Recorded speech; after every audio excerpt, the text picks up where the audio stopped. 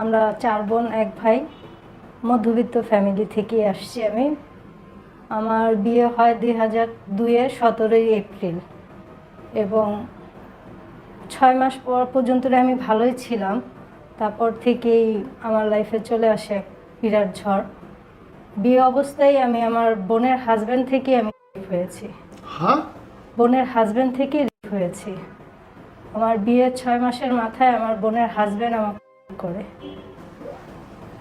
এবং আমার হাজব্যান্ডের সাথে তখন আমার কোনো শারীরিক কোনো কিছুই হয়নি বিয়ের 6 মাসের মাথায়। কারণ আমার হাজব্যান্ড আমাকে উঠাই নিয়ে বিয়ে করে, যার ফলে আমার ফ্যামিলি এটা মানেনি। সেই পরিপ্রেক্ষিতে আমার বোনের হাজব্যান্ড আমাকে ঘুমের ওষুধ খাওয়ায় আমার সাথে করে। তখন আপনি কোন বাসায়? তখন আমার মার বাসায়। তখন আমার বোনের হাজব্যান্ড আমাদের বাসায় আসা যাওয়া করতো, করতো। আর আমার বাবা মাকে এ কথাটা বলার পরে তারা এটা কিছুই কোনো পদক্ষেপ নেয়নি। যে আমি বলছি যে আমার ভাইয়া আমার সাথে এরকম ব্যবহার করছে, ওনারা কিছুই বলে নাই। বলছে তুমি একটা ম্যারিড পার্সন মেয়ে, এটা কোনো ব্যাপার না। কে বলছে এটা? আমার মা। আপনি ঘুমের ওষুধ খাওয়ালে আপনি টের পান না? কোকের মধ্যে, কোক? কোকের মধ্যে আমি আবার একটু ড্রিঙ্কসটা পছন্দ করতাম, তো কোকের মধ্যে ওইটা মিক্স করে খাওয়াইছিল। সেটা আমি টের পাইনি, কিন্তু এটা পরবর্তীতে আমি এটা টের পাওয়াতে উনি নিজেই স্বীকার করছে যে তোমাকে আমার ভালো লাগে দেখি আমি তোমার সাথে এরকম করছি, তুমি এটা মানবা না বলেই আমি এটা জোর করে করছি তোমার সাথে। জানোয়ার একটা লোকটা। সেই পরিপ্রেক্ষিতে আমার আপনার হাজব্যান্ডকে, বোনকে বলেছিলেন আপনি ঘটনাটা? না আমার বোনকে বলিনি। এখনো আমার পর্যন্ত বড়, বলেন নাই? না আমার বোনকে বলিনি। আমার বড় বোন জানতো আর আমার মা জানতো এই বিষয়টা। আদার্স আমার ফ্যামিলির আর কেউই এটা জানতো না। আমার হাজব্যান্ডকে সাথে তারপর আমি গাজীপুর চলে যাই। চলে যাওয়ার পরে ওখানে আমার বেশ কিছুদিন ভালোই ছিল। আমার হাজব্যান্ডটা শেষ পর্যন্তই জানতে পারি সে একটা নেশাগ্রস্ত এবং জুয়ারি, দুইটাই। আমি 6 মাসের মাথায়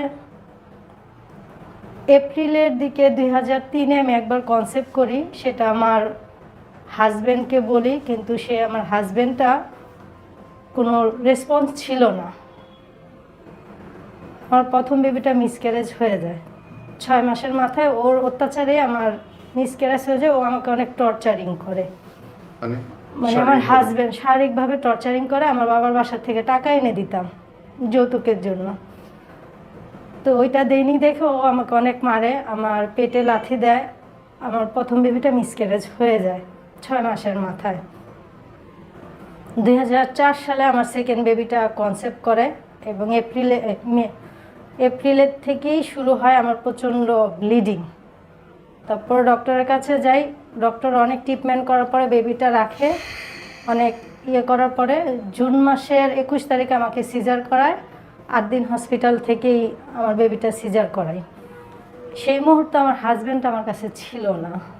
আমার পাশে যে একটা গার্জিয়ানের সাপোর্ট বা হাজব্যান্ডের একটা সাপোর্ট কোনোটাই ছিল না আমার কাছে। আমার মেজো বোন, আমার বাবা এবং আমার এক খালা শাশুড়ি আমার পাশে ছিল।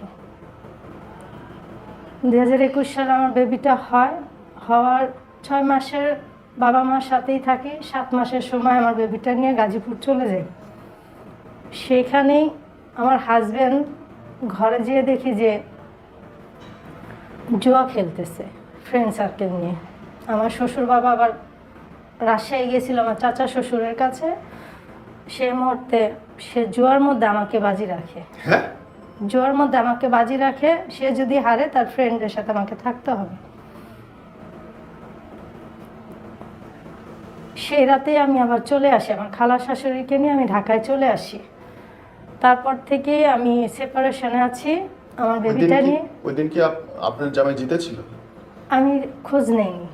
আমি ওই রাতেই চলে আসি আমার খালা শাশুড়িকে বলে যে মা আমি ঢাকায় যাব, আপনার ছেলে এই কথা বলতেছে যে ও যদি হারে তাহলে ওর ফ্রেন্ডের সাথে আমার থাকতে হবে। তা আমার পক্ষে তো এটা পসিবল না, আমি ঢাকায় যাব, আমাকে একটু হেল্প করেন। 7 মাসের বাচ্চা নিয়ে ঢাকায় চলে আসি আমার ভাইয়ের বাসায়। তখন আমার বাবাটা স্ট্রোক করে। স্ট্রোক করার পরে তার ব্যবসা বাণিজ্য সব লসে চলে যায়, অনেক ধারদানা করে। ভাইয়ের বাসায় থাকি। ভাইয়ের বউটাও বেশি একটা ভালো না, আমাকে রাখবেন, আমাকে বের করে দেয়। বের করে দেওয়ার পরে আমার মেজো বোনের হাত পায়ে ধরে আমি ওই বাসায় উঠি। এখনও আছি আমার ভাইয়ের বাসায়। আমার ভাই ভাবি, স্যার আমি দোয়া করি যেন আমার ভাই ভাবির মতো আর মার মতো যেন কোনো সন্তান যেন তাদের ঘরে জন্ম না নেয়। আমার মা, জন্মদাত্রী মা, যে মেয়েদের বিপক্ষে কি হতে পারে আমি সেটা জানি। আমি চাকরি না করলেও তার একটা কথা, তুমি কি করে টাকা দিবা সেটা আমি জানি না, তুমি দেহ ব্যবসা করো না কি করবা সেটা তোমার বিষয়, কিন্তু আমি জানি না তুমি ঘরে টাকা দিবা, নয়তো তুমি এখানে থাকতে পারবা না। সেই 7 মাসের বাচ্চাকে রেখে আমি প্রাইড টেক্সটাইলে কাজ করি। তো 1500 টাকার বেতনে তাদেরকে আমি 1500 টাকা ধরেই আমি দিয়ে দিই, কারণ আমার মার কাছে আমার বাচ্চাটা রেখে তারপরে যেতে হতো। প্রাইড টেক্সটাইলে আমি 8 বছর কাজ করার পরে ওনাদের প্রচণ্ড লস যাওয়ার পরে কোম্পানিটা হঠাৎ করেই ওই সেকশনটা বন্ধ হয়ে যায়। পরে আমি জবটা, আমার সাথে সাথে অনেকজনের, প্রায় 50-60 জনেরও জবটা চলে যায়। পরে আমি 6 মাস গার্মেন্টসে চাকরি করি, মালিবাগ সুপার মার্কেটে চ্যানেলের সিরাজ স্যারের একটা গার্মেন্টস ছিল সেটা। সেখানে কাজ করার পর ওইখান থেকে আমি একটা স্বনামধন্য হসপিটালেই মগবাজারে জবটা পাই রিসিপশনিস্ট হিসাবে। সেখানে আমি 10 বছর চাকরি করি। চাকরি করার পরে আমার ছেলেটা যখন প্রায় 10 বছর, যে 11 বছর পড়বে, আমার ভাই আমাকে সেম একই কাজ করে, আমাকে অন্য জায়গায় একটা বিয়ে দেয় জোর করে, সেই এই নেশাগ্রস্ত একটা লোকের সাথে। সে আমার ছেলেকে কখনোই মানে না। আমার ছেলে যদি ওনার বাসায় যাইতো বা খাওয়া দাওয়া করতো, আমাকে খুব টর্চারিং করতো। আমার ছেলেটা কেন আসছে, কেন খাইছে। আমি তাকে একটা কথাই বলছিলাম যে আপনি তো আমার সব কিছু জেনেই নিচ্ছেন, আমার যে একটা ছেলে আছে, আমি জব করতাম, বা আমার বাবা মা আপনাকে কোনো কিছু দিতে পারবে না, সবই।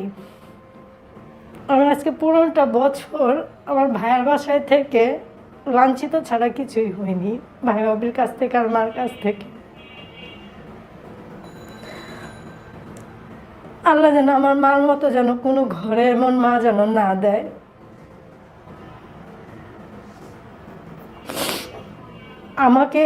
আমি 12 ঘন্টা ডিউটি করে এসে এমনও দিন গেছে না খেয়ে আমি ঘুমাইছিলাম ভাইয়ের ঘরে। আমার ছেলেটাকে নিয়ে আমি খুব কষ্ট করছি, এখনও করি। হুট করে 8 দিনের জবটা আমি ছেড়ে দিই। আমার এক কলিগের সাথে আমার একটু মিসবিহেভ হওয়ার কারণে আমার শিফটটা চেঞ্জ করে দেওয়া, তো এখানে নাইট হয়। নাইট হওয়ার কারণে আমি নাইট করতে পারি না, আমার মাথার আবার একটু প্রবলেমের কারণে আমি নাইট করতে পারি না, রাত জাগতে পারি না। আমার 2006 সালে বেবি হওয়ার পরে আমার মাথার মগজে পানি জমে যায়, তো সেটা ট্রিটমেন্ট করতে গিয়ে পরে আমি কোনো রাত জাগতে পারি না, কোনো গরমে থাকতে পারি না, আমি অসুস্থ ফিল করি। পরে 8 দিন থেকে জবটা আমি হসপিটাল থেকে জবটা আমি ছেড়ে দিই। ছেড়ে দেওয়ার পরে আবার সেই গার্মেন্টসে করি, গার্মেন্টসে যেখানে টুকিটাকি যা পারি করতে থাকি। আমার ভাই আর আমার ভাবির অবহেলার কারণে আমার ছেলেটা কিছু বাজে ছেলের সাথে মেলামেশা করে, এবং সেই থেকেই ওইটা আস্তে আস্তে আস্তে নেশার জগতে চলে যায়। নেশার জগতে চলে যায়। আমি অনেক ওকে বোঝাই, বোঝানোর পরে একটা কথাই বলে, মা ভালো হয়ে কি করব আমি, তুমি তো ভালো হয়ে দেখছো, তোমার ভাই তো তোমাকে খাওয়ান দেয় না, তাহলে আমি ভালো হয়ে কী করব। আমার ছেলেটা এবার আমি খুব কষ্ট করে মানুষ করতেছি এবং পড়াশোনাও করাইতেছি। আমি নিজে না খাওয়াইও ওরে আমি পড়াশোনা করাই, যেন ওর পড়াশোনাটা করতে পারে। ওর একটা কথা, ভালো হয়ে যেহেতু থাকতে পারি নাই, তাহলে আমি খারাপের দুনিয়ার শেষ দেখে ছাড়বো। আমি ওকে এখনও বুঝাই যে ছেলেটার নাম হচ্ছে তাজ, যে তাজ তুমি এখনও চলে আসো, তুমি এই পথ থেকে আসো, আমার কষ্টটা তুমি একটু বুঝো, তোমার মা যে কতটা কষ্ট করতেছে তুমি এতটুকু তো বুঝো। আমি বোঝাইতে পারবো না স্যার, আমার ছেলেকে আমি পায়ে পর্যন্তই ধরছি, কিন্তু আমার ছেলেটা ফিরে আসতেছি না এই পথ থেকে। সে বাবার মতন নেশার জগতে চলে যাচ্ছে আস্তে আস্তে। সে প্রায় রাত্রে বাসায় আসে না, বাইরে থাকে, বন্ধু বান্ধবের সাথে ওদিক যায়। কি নেশা করে আপনার ছেলে? ইয়াবা না যেন কি বলে ওইটা খায়। টাকা পায় কোথায়? ও ছোটোখাটো একটা ওই যে মেডি প্লাসে সেলসম্যানের কাজ করে, ওখান থেকে। ওর এক কথা, আমি ভালো হইতে পারি, যদি আমাকে বাইরে পাঠিয়ে দিতে পারো তাহলে আমি ভালো হইতে পারি, তাছাড়া আর কিছু না। বিদেশে গেলে তো অনেক টাকা লাগে। অনেক টাকা, সেই সামর্থ্য আমার নেই স্যার। আমি যে পাঠাবো সেই সামর্থ্য আমার নেই। প্রবাসী কল্যাণ মন্ত্রণালয়ে যোগাযোগ করছেন কখনো? না, আমি স্যার আপনাকে কি বলবো, আমার লাইফে মনে হয় আমি মিডিয়ার জগতে বা এই সেক্টরে মানে আজ প্রথম। আমি সব সময় জবের পিছে দৌড়াইছি, যে আমি যদি আমার ভাইয়ের ঘরে 1 টাকা না দিতে পারি মান্থলি, তাহলে আমার খাওয়া বন্ধ। আমি কোনো শখ জাগলে কোনো কিছু একটা পড়তে পারি না, শখ জাগলে মনে একটা কিছু খাইতে চাইলে খাইতে পারি না। আমি সব সময় চিন্তা করছি আমি ওই টাকাটা খাবো বা একটা জিনিস কিনবো, আমার ঘরে টাকা না দিলে তো আমার ভাই ভাবে আমাকে মারবে বা আমার মা আমাকে একটা কটু কথা বলবে। আমি কখনোই মনে চাইলেও আমি কোনো কিছু করি নাই। আপন মানুষদের কথা নেওয়া যায় না। আমার সব ভাবি করা যায়। আমাকে একবার মেরে আমার এই হাতটা ভেঙে দেয়। আমি শুধু বলছি যে আমি এই ঘরটা এখন ঝাড়ু দিতে পারবো না, আপনি দিয়ে নেন, আমার শরীরটা অসুস্থ, আপনি দিয়ে নেন, আমি পারবো না। সে আমাকে হাতের মধ্যে ঝাড়ুর বাড়িটা দিয়ে বলে যে আজেরা খাওয়ানোর টাইম নেই আমার কাছে। আমার এই হাতটা নিয়ে আমি 3টা মাস ভুগছি, প্লাস্টার করছি, তারপর আমার এই হাতটা ঠিক হয়নি। আর হাতটা এখনও এখান থেকে হাড্ডিটা জয়েন লাগেনি। আমার নিজের ভাই তাকে বলাতে বলে কি, কাজ আমার ঘরে থাকতে হলে কাজ করে খাইতে হবে, তোমাকে মাগনা কেউই খাওয়াবে না। সে একটা স্বনাম প্রতিষ্ঠানে কাজ করে, স্বনামধন্য নাম করে একটা টেলিভিশনের ড্রাইভার। আমি যদি সেখানে তার নামে কমপ্লেন দেই, অটোমেটিক তার চাকরিটা চলে যাবে। যে একটা বোনের উপরে এইভাবে অত্যাচার হয় কিভাবে।